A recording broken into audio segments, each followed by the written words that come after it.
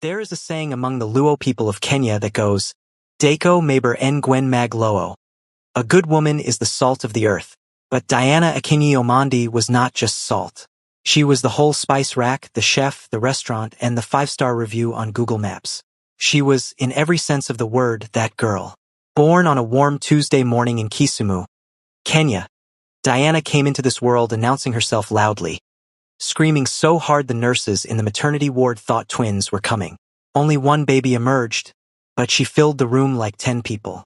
Her father, Odieno Omandi, a tall, broad-shouldered Luo man with a laugh that rattled windows and a love for fish stew that bordered on spiritual devotion, held his daughter up and declared, "This one will shake the world."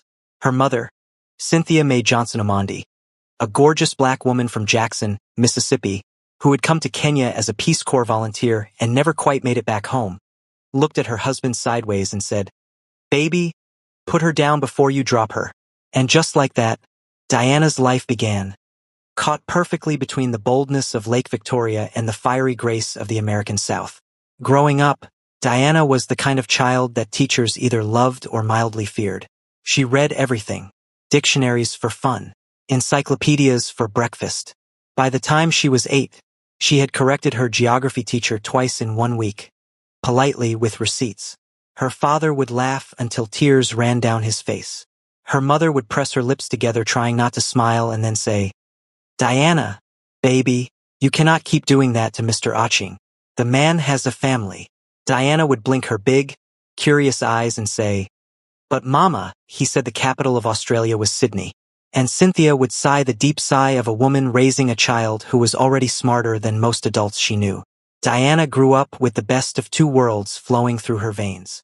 From her Luo heritage, she inherited unshakable pride, a gift for storytelling, a fierce loyalty to her people, and a love for fish that would later confuse her Korean colleagues enormously. From her Mississippi mother, she got sass, sweetness, a southern work ethic that didn't understand the concept of giving up, and the most magnificent head of hair anyone in Kisumu had ever seen. Her hair, Lord, her hair, bouncy, springy, perfectly defined pixie curls that sat on her head like a crown crafted by someone with a very specific artistic vision. In the dry season, her curls bounced. In the rain, they bounced differently, with more drama. She moisturized them with shea butter her grandmother sent from Mississippi, and every morning, running her fingers through them was her meditation.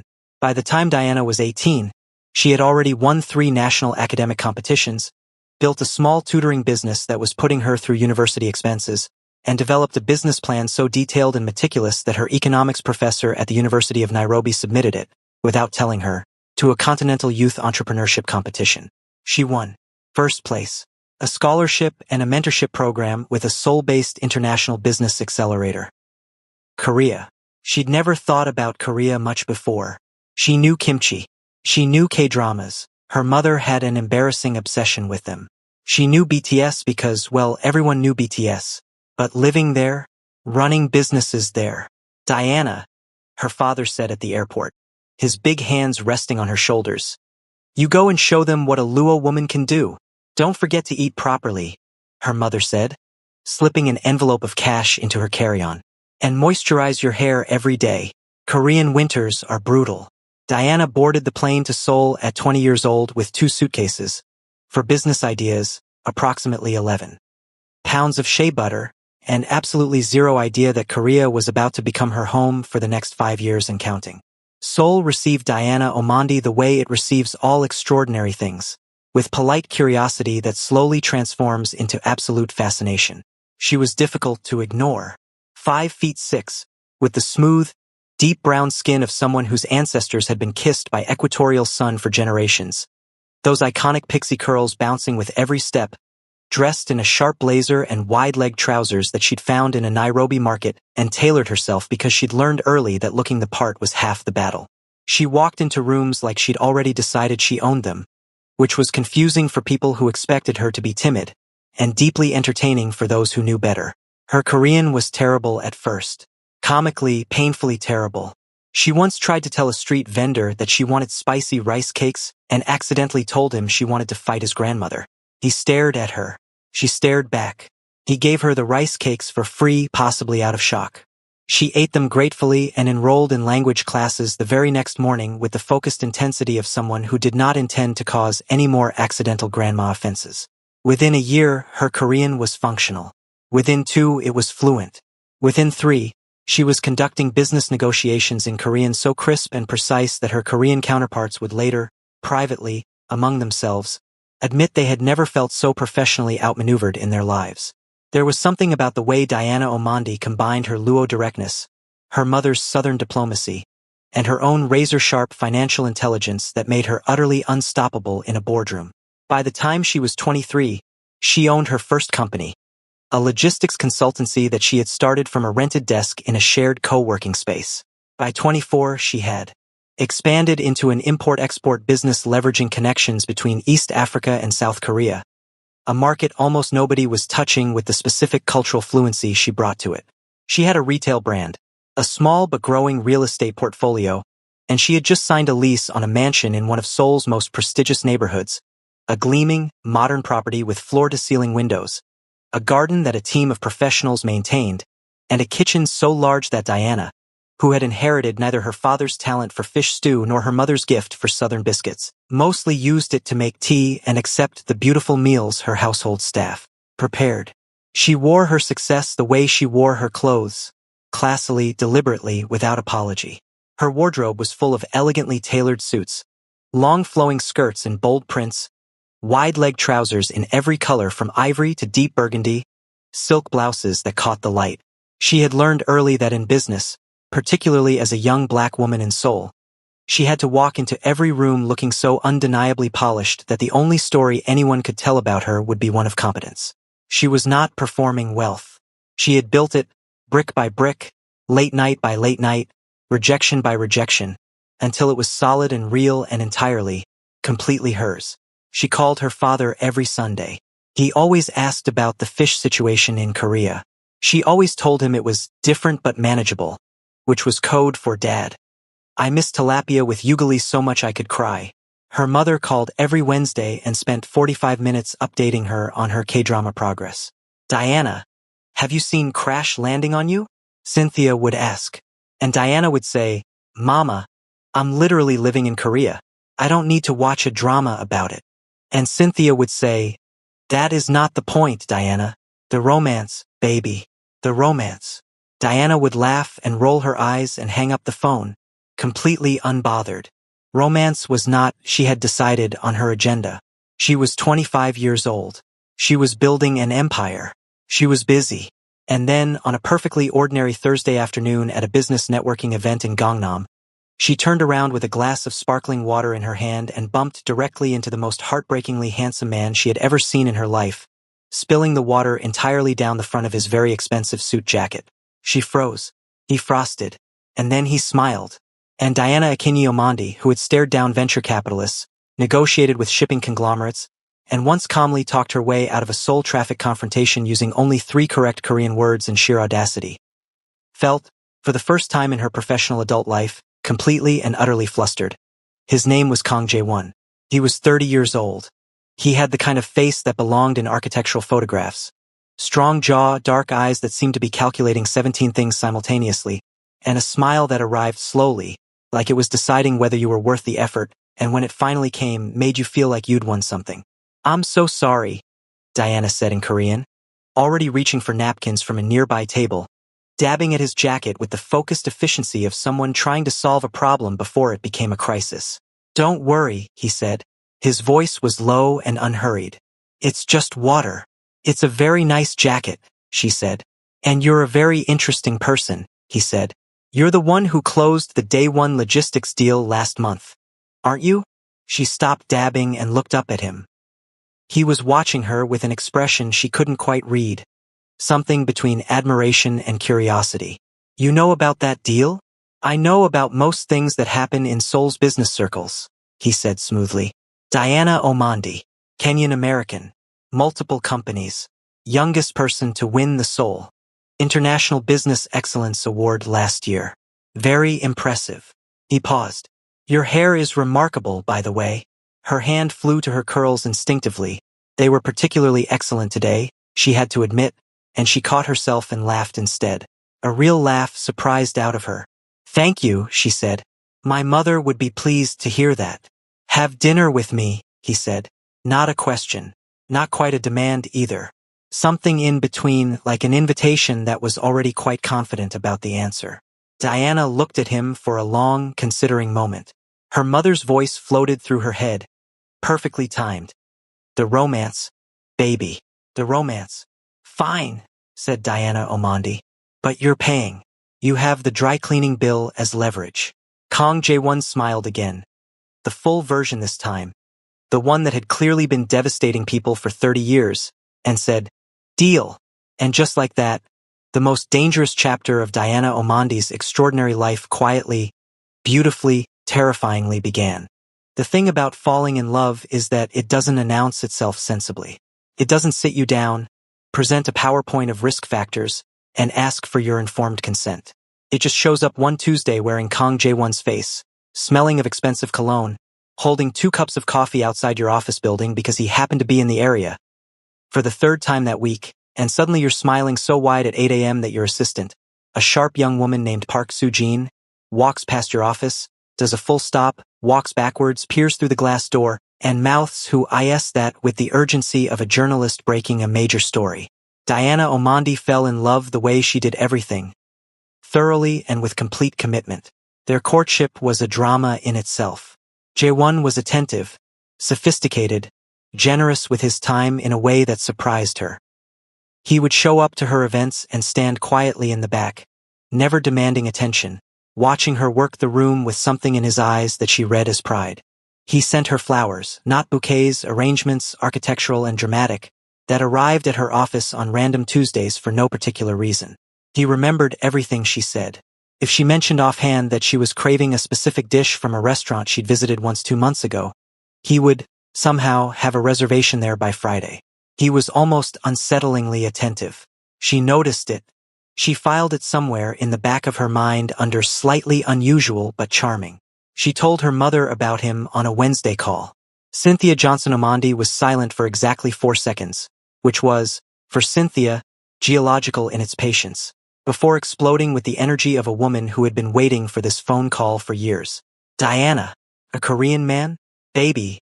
That is literally the plot of every drama I watch. They always have the brooding stare in the dramas. Mama, I'm just asking questions, Diana. Is he tall? He sounds tall. Your father is very tall and Mama, I love you, goodbye." She told her father the following Sunday.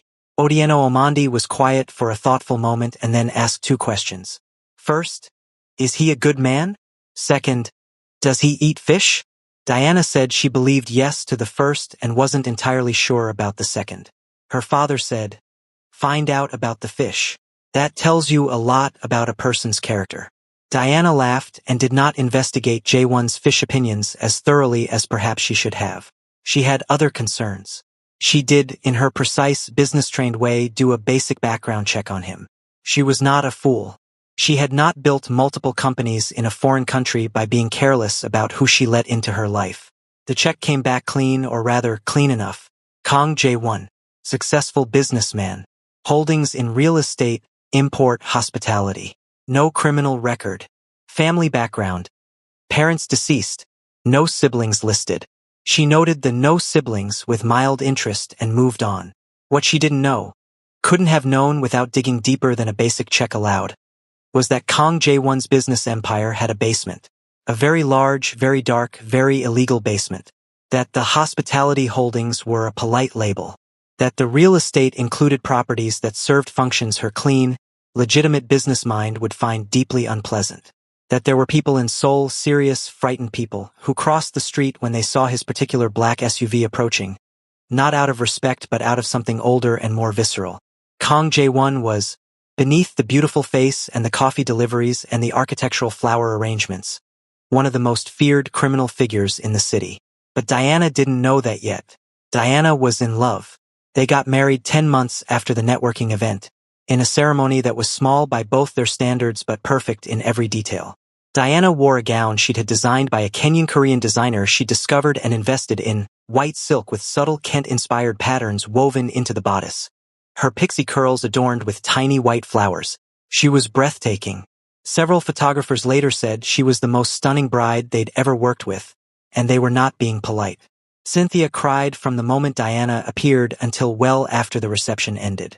Otieno straightened his suit, looked at his daughter, and was struck completely speechless, which had never happened before in recorded history. He cried too, quietly, in the way Luo men cry, facing slightly away, jaw tight, eyes bright. Jae-won watched his bride walk toward him and wore an expression that Diana, in her happiness, read as overwhelmed love. It looked like love.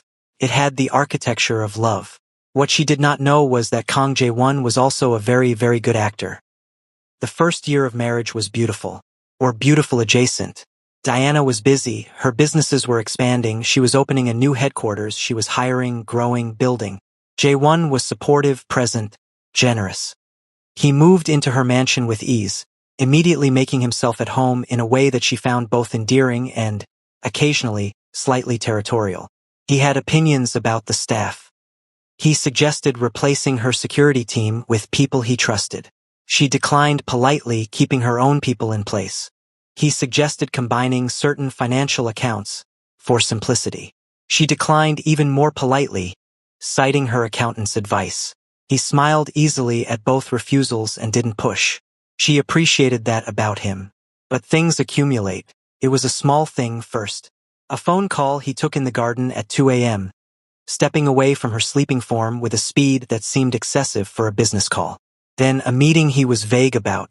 Then a name, Park Hyun-soo, that appeared twice in conversations and both times made him change the subject with the smooth redirection of a man who had practiced it. Then she noticed the way certain people deferred to him in public. Not the deference of business respect, but something older, more fearful. Diana Omondi had not survived 5 years as a young black woman building businesses in Seoul by ignoring her instincts. Her instincts were, frankly, excellent. They had saved her from bad deals, toxic partnerships, and one genuinely alarming situation involving a supplier and a fraudulent shipping manifest. Her instincts now were saying something very specific, and they were saying it in all caps in both English and Luo at full volume. She started paying attention differently. Not obviously, she was too smart for that. She smiled and laughed and was the perfect wife at dinners and events, while quietly, methodically, she began pulling threads. She hired a private investigator, not a Korean firm which might have ties she couldn't verify. She used a contact from her mother's side, a woman in Atlanta who ran an international corporate intelligence firm and owed Diana a favor from a business referral 2 years back. The investigator's name was Ms. Renee DuPont. She was thorough, discreet, and delivered her findings 6 weeks later in an encrypted digital file that Diana opened alone in her private office at midnight, with a cup of tea, and her mother's voice in her head saying the romance.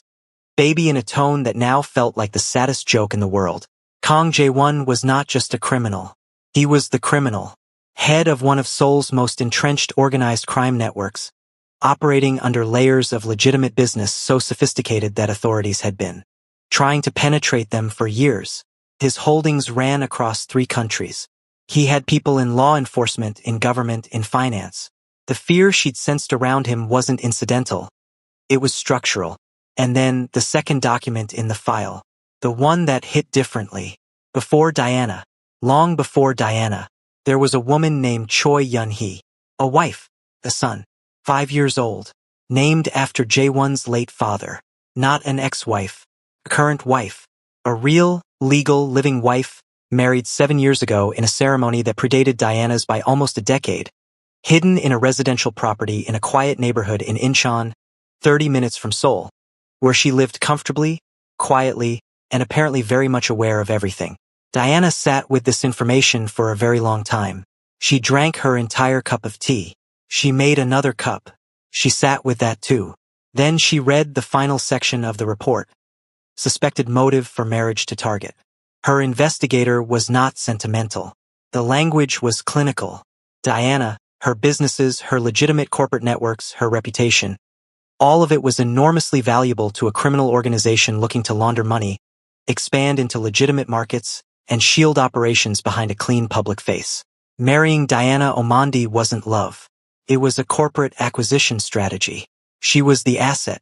Diana set down her tea, looked at her own reflection in the dark window of her office, and felt several things consecutively. Grief, which she allowed for exactly 4 minutes.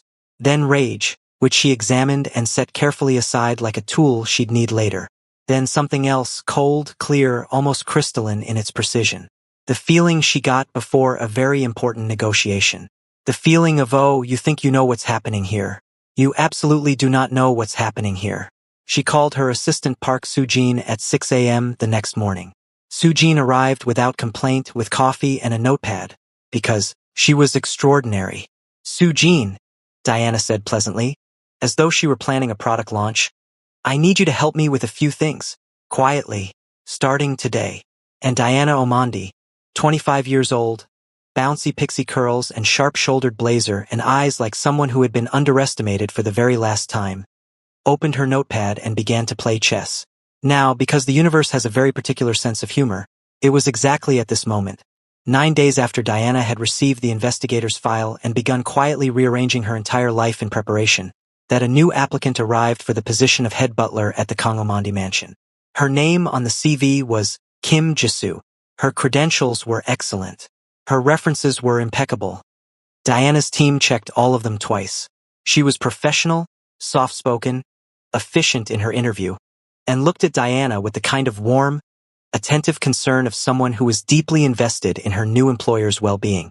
What Diana's team did not know, what they could not have known, was that Kim Jisoo was in fact Choi Yun-hee, Jae-won's first wife, hidden wife, the woman who had been in Incheon this whole time, apparently not as passive about the situation as her quiet life suggested. Diana did not know this yet either, but she would. In the meantime, Kim Jisoo started her new role, settled into the mansion with the smooth ease of someone on a very specific mission, and on her 4th morning of employment, added something to Diana's morning soup, a powder dissolved completely, leaving no trace of smell or color, that was designed, according to the Dr. Jae-won consulted, to produce gradual cognitive deterioration, confusion, and memory disruption over several weeks. Untraceable, effective, a slow dismantling, designed to make Diana seem unstable so that her business decisions could be legally questioned and eventually, smoothly taken over. Diana ate approximately 2 spoonfuls of the soup. Then she put down her spoon. She looked at the soup for a moment with the expression of a woman filing information. Jisoo, she called pleasantly toward the kitchen. The butler appeared immediately. Yes, ma'am. This soup, Diana said thoughtfully, tastes a little off today. Could you throw it out and get me some toast instead? Thank you so much. The butler bowed and went to the kitchen. Diana waited until she heard the sound of the bowl being emptied, and then pulled out her phone and sent a text to Ms. Renee DuPont in Atlanta that read simply, I need a forensic toxicologist. Seoul-based. Trusted. Today. She added one more text. Also look into a woman named Choi Yun-hee. Recent movements. Everything. She put her phone away, smoothed her blazer, and went to her morning meeting with the calm of someone who was already 17 moves ahead of everyone in the building. There is something deeply, cosmically funny, though Diana could not quite laugh about it yet, about being married to a crime boss, being poisoned by his secret first wife who was disguised as your butler, and going about your daily life as though everything were perfectly fine, while internally running a military-grade counter-operation that would have impressed a CIA analyst. Diana Omandi had, in the weeks following the arrival of Kim Jisoo, developed what she privately referred to as the system. The system was elegant. It was meticulous. It had several layers and absolutely zero room for error, because Diana understood something fundamental.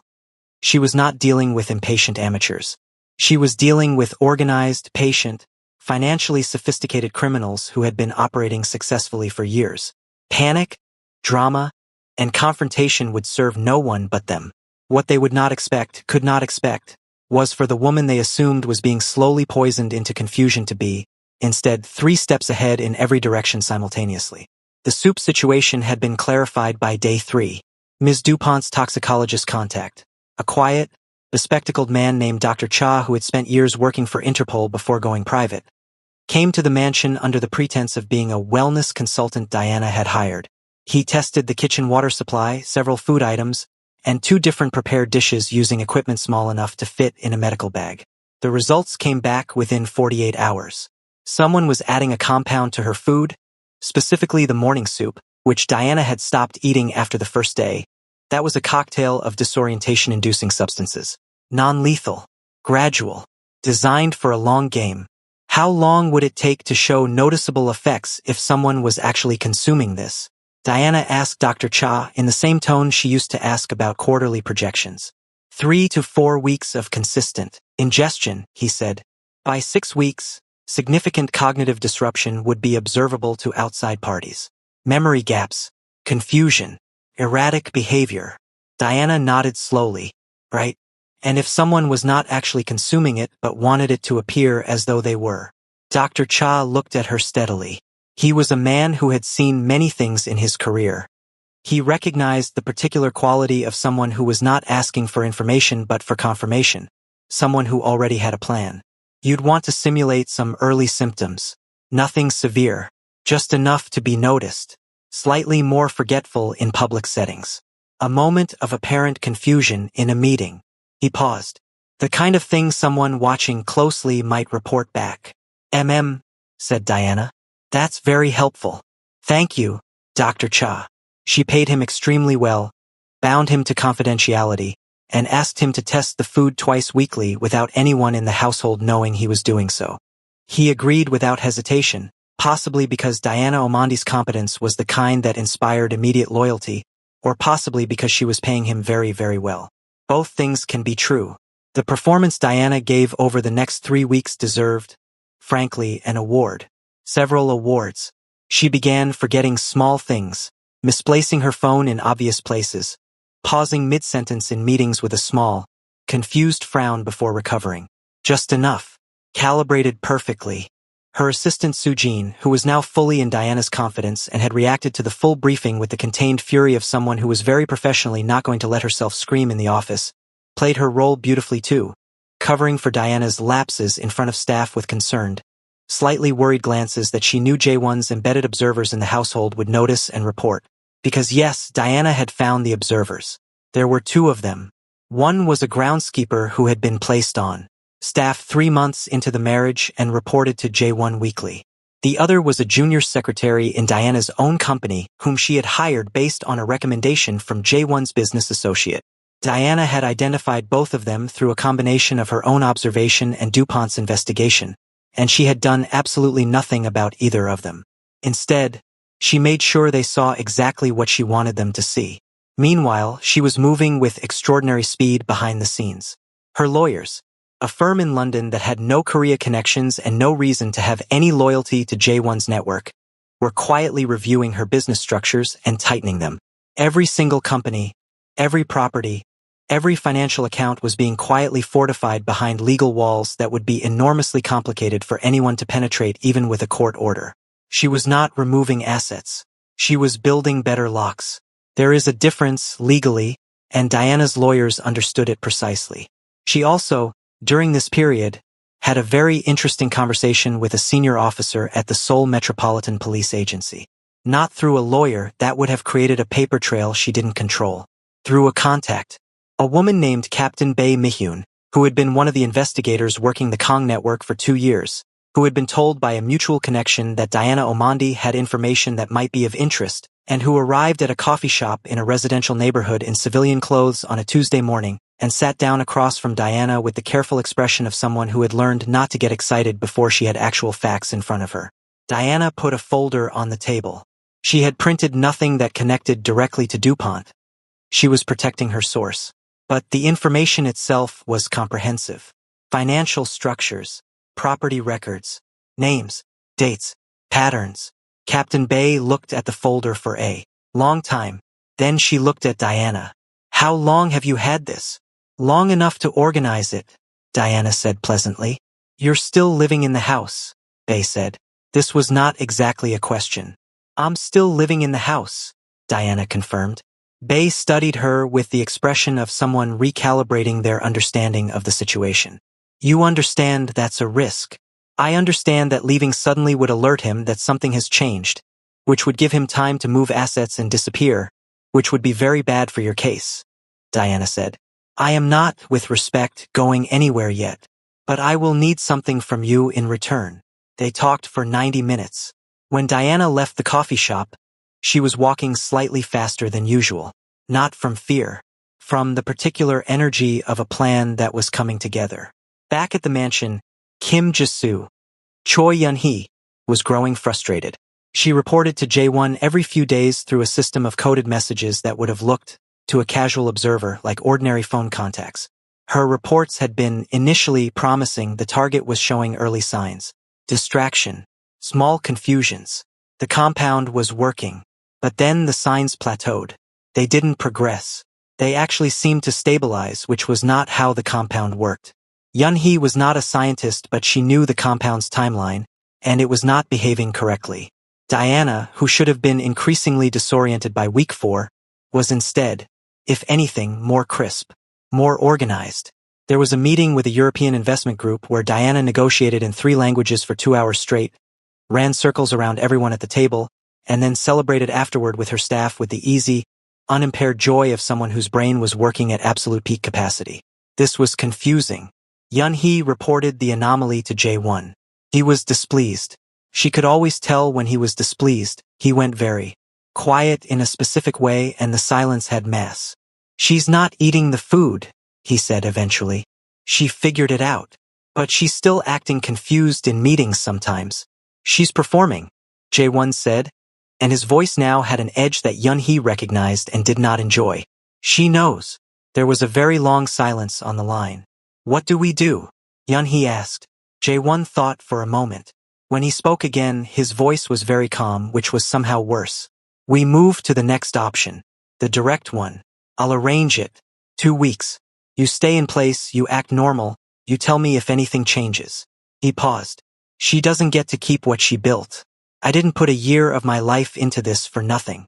Yun-hee agreed and hung up. She looked at herself in the mirror of the small staff room she occupied in Diana's mansion. This enormous, beautiful home that belonged entirely to a woman who had built it herself, who had apparently seen through the entire operation and was still, against all instinct, remaining calm, and felt something she hadn't expected to feel. Something that was almost around the edges, the beginning of shame. She pushed it away. She had her own son to think about, her own life. She had made her choices. Diana, who did not know the specifics of this conversation but who had anticipated its general shape, received a report from Captain Bay 12 days later. Jae-won's network was mobilizing. There was communication about the Omandi property and the timeline and cleanup. 3 men with significant criminal records had been placed on standby. The operation was scheduled. Diana read this report at her desk at her office on a Wednesday afternoon, with a glass of water and the particular stillness of someone who has been waiting for a confirmation that has now arrived. She called Soo-jin in. "It's Wednesday," Diana said. Soo-jin had been thoroughly briefed on the timeline. "Understood," she said. "I'll contact Captain Bay. Tell her Thursday evening. The house. After 7. Diana thought for a moment. "And tell her to bring enough people. I don't want this to be dramatic. I want it to be conclusive." Soo-jin wrote this down. Then she looked up. "Diana, are you okay?" Diana was quiet for a moment. She looked out the window at Seoul. This city she had come to at 20, that she had learned and built and made her own. And she thought about a man's smile in a networking event, and coffee outside her office building, and flowers on Tuesdays, and a wedding dress with Kent patterns, and her mother crying, and her father speechless. "I'll be fine," she said. And then, because she was her mother's daughter and her father's child and a Luo woman who knew that sometimes you have to laugh at the mountain before you climb it. "I'm going to need a really good divorce lawyer though." Soo-jin, who had been a model of professional composure for this entire ordeal, covered her mouth and laughed. Diana laughed too. They laughed together in the office for a good minute, the slightly hysterical laughter of 2 people who have been carrying something very heavy and can almost see the other side. Then Diana straightened her blazer, smoothed her pixie curls, and went back to work. Tomorrow she would finish this. Thursday arrived the way Diana had always believed important days should arrive. Quietly, with ordinary weather, giving absolutely no external indication that everything was about to change. She woke at her usual time. She did her morning routine. Skincare, her curls, shea butter, fingers working through each spring. A ritual that grounded her. Dressed in a deep green suit with wide-leg trousers and a silk blouse because she had decided, firmly, that the outfit you're wearing when your life definitively turns a corner should be excellent. She ate breakfast. made herself in the kitchen, from groceries she had personally collected from a store the day before, because she was not eating anything prepared in this house today. She had also, quietly, given the household staff a rare, unexpected day off. "I'm feeling generous," she'd told them the evening before, smiling warmly. They'd thanked her and left early the next morning with the genuine gratitude of people who did not suspect that their employer was clearing the premises for a police operation. Kim Ji-soo, Choi Yun-hee, had not been given the day off. Diana needed her in the house. Jae-won had left early in the morning, which was unusual. He was keeping his distance from the property today. Of course he was. He was a careful man. He would want distance and deniability when the incident occurred. Diana noted his departure with a small, internal acknowledgement of contempt, and then dismissed it because she had moved past contempt into something cleaner and more useful. She called her parents. First her mother. "Diana, baby, I was just thinking about you. I started a new drama last night. It's called Mama," Diana said. "I just called to tell you I love you." A beat. Cynthia Johnson-Omondi was many things, but slow to pick up a tone was not among them. Her voice shifted. "Baby, what's going on? Everything is fine. Everything is going to be fine. I just wanted you to know I love you and that you raised me exactly right." A long pause. The sound of Cynthia composing herself. "I'm going to need the full story, Diana Akinyi-Omondi." "Tomorrow," Diana promised. "I'll call you tomorrow and tell you everything. But tonight, just pray for me a little, Mama." "I'm going to pray a lot for you," Cynthia said firmly. "And Diana, whatever it is, you already know what to do. You always know what to do. You got that from your father. I thought I got it from you. Baby, we're going to fight about this another time. Go handle your business. I love you." She called her father Baba. Otieno's voice, warm and deep as the lake he had grown up beside. "Diana, you sound serious." "I am a little serious today. Tell me. I can't tell you everything yet, but I want you to know. I'm okay. And I'm about to be much more okay." A long silence. The particular silence of a father who trusts his child absolutely but is also trying not to reach through the phone and build a protective wall around her. "Are you safe?" "I have people," she said. "Good people." "Then you're safe," he said, with a certainty she felt in her chest.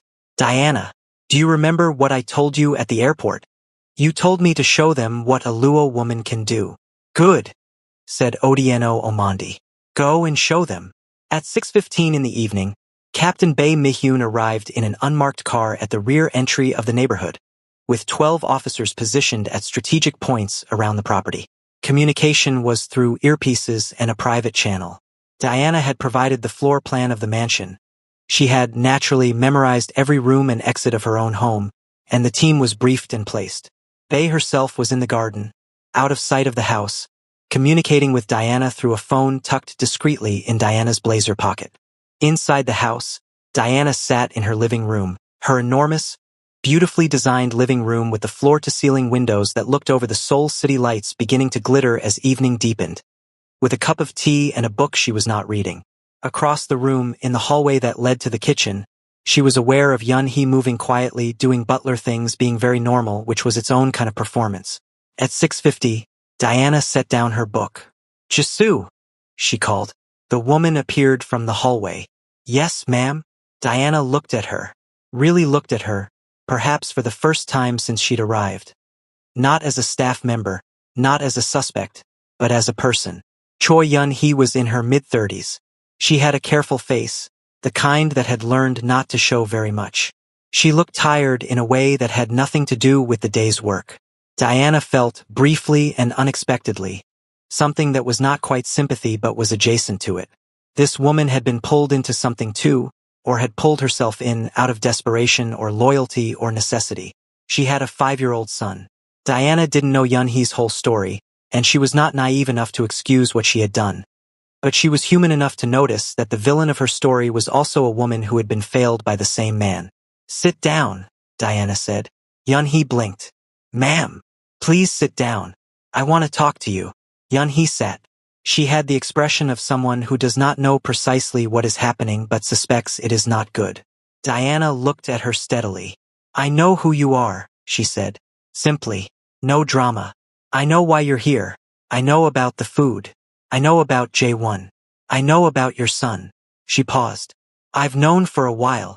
The blood left Yunhee's face in a way that was almost architectural in its completeness. The men he's sending, Diana continued, should arrive in the next 20 to 40 minutes. There are police officers currently surrounding this property waiting for them. She let this land. When they arrive, they will be arrested. When J1 is connected to the operation, and Captain Bay has been building that case for 2 years and I have given her everything she needs to close it, he will be arrested as well. She paused. You will also be charged. The poisoning is documented. Dr. Cha has records. Yunhee looked at the table. Her hands were very still in her lap. However, Diana said, and her voice shifted. Not softer, exactly, but different. The voice she used when she was offering a deal. That charge can be significantly reduced if you choose to cooperate with police. Fully. Everything about J1's operations that you know. I've already discussed this possibility with Captain Bay. She paused. I'm not telling you what to do. I'm giving you information. Your son needs his mother not in prison for a very long time. That's a fact I thought you should be able to consider. Yunhee looked up. Her eyes were wet. She said nothing for a long moment. Then, how long have you known? About the compound in the food? Day 4, Diana said. About who you really are. Week 2. She picked up her tea. I've known about J1's operation since before you arrived, actually. Yunhee made a sound that was almost a laugh. Almost. He said you were getting confused. That the compound was working. I know, Diana said. I performed the confusion for your benefit. And his. The look on Yunhee's face as she processed this. The particular expression of someone understanding, fully and completely, that they have never at any point been in control of any part of this situation, was something Diana would remember for a long time. Not with satisfaction exactly, with something more like solemn acknowledgement. At 7:12, the security alarm registered unauthorized entry at the east perimeter. 3 men. They had clearly done reconnaissance. They went directly toward the side entrance. That had the least obvious camera coverage. They had tools. They had, based on what Captain Bay would later describe in her report, a very specific plan. What they did not have was any idea that the house was surrounded. Took 11 minutes. Diana sat in her living room and heard almost nothing. Just the distant, controlled sounds of a professional police operation going exactly as planned. Yunhee sat across from her the entire time, very still. When it was over, Captain Bay appeared in Diana's living room with a small, satisfied nod. 3 in custody, Bay said. Clean operation. We have everything we need to execute the arrest warrant for Kong. She looked at Yunhee. This must be Ms. Choi. It is, Diana said. The next hour was procedures and paperwork. Yunhee was taken into custody but not in handcuffs. Bay was allowing her the dignity of the deal that was already being structured. The 3 men were processed. Calls were made. And Kong Jae-won, who was at dinner at a restaurant in Gangnam with an associate when 3 officers in plainclothes approached his table and quietly asked him to come with them, had the experience, probably for the first time in a very long while, of something not going according to his plan. Diana heard about his expression when the officers approached from Bay the next morning. Apparently, he had been utterly certain, right up until the handcuffs, that something had gone wrong with the operation and this was a routine complication he could manage. It was only when they showed him the warrants, multiple warrants, organized and comprehensive, the product of 2 years of police work and 6 weeks of Diana Omondi's meticulous documentation, that the certainty broke. He asked, apparently, one question before he went quiet. How much did she know? The officer replied, everything, it seems. The divorce was, from Diana's side, a masterclass. Her London legal team had spent 6 weeks building the most comprehensive financial firewall in the history of what was probably a very impressive legal career. Every company, every property, every account that was legitimately legally hers, and all of them was structurally protected in ways that would take years to unpick even without a husband facing criminal prosecution. J1's legal team, who were extremely good, spent 3 weeks looking for an angle and found none. Diana had not made a single financial decision in the entire marriage that had commingled her assets with his in any legally actionable way. a fact that had originally seemed to his team like negligence on her part, and was now revealed to be foresight. She attended the settlement hearings in a cream-colored suit with the perfect posture of someone who had already won and knew it. Jae-won sat across the table looking, for perhaps the first time, genuinely diminished. Not because of the legal situation, though that was severe, but because the woman sitting across from him, who he had married as a strategy, who he had attempted to poison into confusion, who he had planned to have kidnapped from her own home, was sitting across from him in her cream suit with her magnificent curls, looking at him with the calm, clear eyes of someone who had never, not for one moment, been the thing he'd thought she was. He got nothing. Not one, not one share of stock, not one property. Diana's lawyers had been thorough, and the criminal charges made any financial claims on his part effectively impossible to pursue. He had married an empire and walked away in handcuffs. Is this satisfying for you? His lawyer asked Diana's lawyer during a brief recess. Diana's lawyer, who was an elegant woman from Edinburgh who had heard everything at this point, looked at him. My client doesn't need satisfaction, she said. She has everything she came in with. She just closed the door. It was her mother's Wednesday call, 2 weeks after the divorce was finalized, 3 weeks after the arrests, 1 week after Diana had moved back into her mansion with the full, clean knowledge that it was entirely and completely her own, that finally broke the composure she had been maintaining since the night of the arrests. Baby, Cynthia said, and her voice had that particular frequency. The one that meant I see you, not just the capable, accomplished version of you, but you. How are you really doing?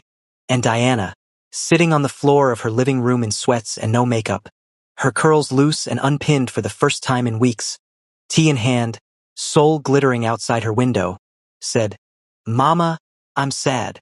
I know, baby. I thought I loved him. I know. I thought he loved me. I know. Cynthia's voice was steady and warm and full. You went across the world and you built something incredible, and then someone tried to take it from you and you stopped them, and that is wonderful. And you got your heart broken, and that is real, and both things are true at the same time. Diana wiped her eyes. He never cared about me. It was never real. His feelings weren't real, Cynthia said. But yours were. And that's not a weakness, Diana. That's the best thing about you. Pause. Also, for what it's worth, your father has made me promise not to say anything aggressive about the man. But privately, I have some thoughts, Diana, and they are not gentle. Diana laughed through the tears, came out wet and genuine and slightly undignified. I want to come visit, Cynthia said. I want to see Seoul. I want to eat the food and see your offices and your house, and I want to sit with my daughter. Yes, Diana said immediately.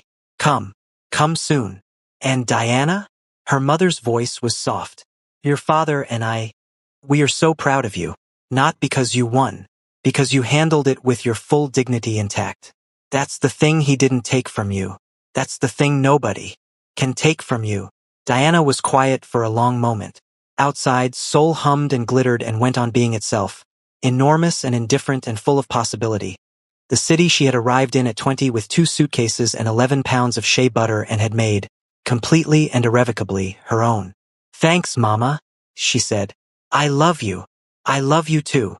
In the spring of that year, Diana Omondi restructured 3 of her companies, opened a 4th, gave a keynote address at a Seoul Women's Business Summit that left the audience on their feet and left a 22-year-old woman in the 3rd row crying quietly because she had never, until that moment, seen someone who looked like her standing at a podium like that in Korea. Diana noticed the young woman afterward. She went over. Are you okay? She asked. The young woman said, still emotional. I didn't think it was possible for someone like me to. It is possible, Diana said, firmly, kindly, with complete certainty. She pulled out her card. Come to my office next week. I'm looking for an intern. You should apply. The young woman looked at the card like it was slightly unreal. Diana smiled, her full smile, the real one, the one that had nothing to perform and nothing to prove, and went back to her life. Her pixie curls bounced as she walked. They were, as always, exceptional. Diana Akinyi Omondi went on to expand her business empire to 6 countries. Her father visited in the summer and declared the Korean fish interesting but requiring of ugali. Her mother finished Crash Landing on You and cried for 4 hours. Choi Yun-hee cooperated fully with the prosecution, received a significantly reduced sentence, and eventually built a small business of her own. Kang Jae-won was convicted on 14 counts and is reportedly still confused about how it all went wrong. Nobody who knows Diana Omandi is confused about it at all. Hi guys, in this story we learned that we should never mistake kindness for weakness. Diana loved deeply, but when betrayed, she protected herself with intelligence, dignity and strength. Kindly like and subscribe.